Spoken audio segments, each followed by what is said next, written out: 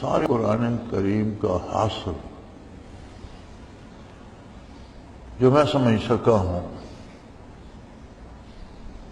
وہ صرف یہ ہے کہ بندے کا اللہ سے تعلق استوار ہو جائے، اللہ کو اللہ مانے، ویسا مانے جیسا وہ ہے۔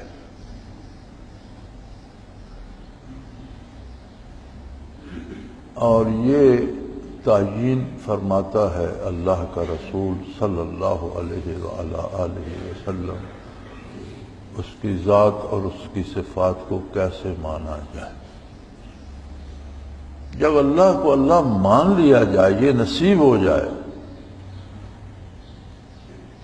پوری زندگی بدل جاتی ہے، ساری زندگی کی اصلاح ہو جائے۔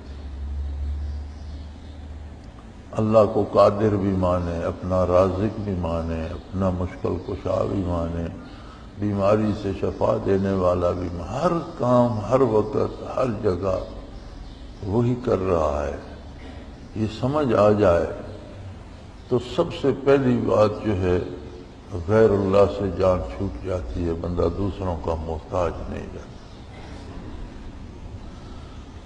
یہ بہت مشکل کام ہے اس دنیاوی زندگی میں غیر اللہ سے جان کو۔ غیر اللہ کبھی انسانوں کے روپ میں ہوتے ہیں، کبھی امیدوں کے روپ میں ہوتے ہیں، کبھی خواہشات کے روپ میں ہوتے ہیں۔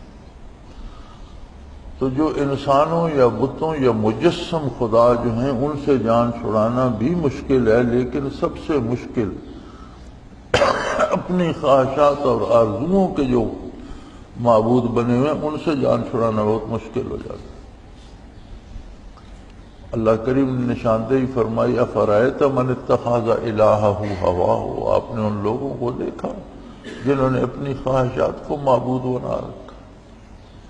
اب خواہش کو مجسم کر کے سامنے کوئی آگے سجدہ نہیں کرتا، لیکن جب اللہ کا حکم چھوڑ کر اپنی خواہش کی پیروی کی جائے، اسے مانا جائے، تو اللہ فرماتا ہے اس نے اس کی عبادت کی، میری چھوڑ۔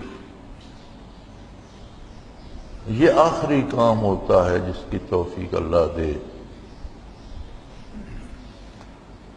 حضرت رحمۃ اللہ علیہ فرمایا کرتے تھے کہ سورہ فاتحہ، فاتحۃ الکتاب جو ہے یہ پورے قرآن کا خلاصہ ہے، سارا قرآن اس کی تفصیل ہے، جو کچھ قرآن نے بیان فرمایا ہے اس کا خلاصہ سورہ فاتحہ میں آ جاتا ہے۔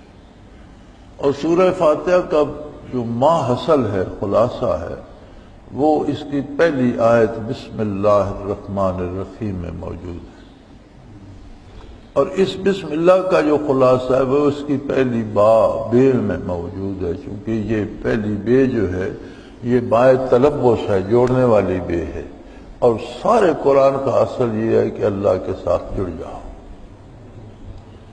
اللہ کو مانو، اور جب مانو گے جیسا وہ ہے تو پھر نافرمانی کا سوال پیدا نہیں ہوتا۔ جب اللہ کو مان لیا جائے جیسی اس کی ذات، جیسی اس کی صفات، جیسی اس کی شان ہے، تو بندہ نافرمانی کا سوچ نہیں سکتا۔ یہ بڑی عجیب بات ہے، ساری زندگی بدل جاتی ہے۔ اصل مسئلہ اسی ماننے کا ہے۔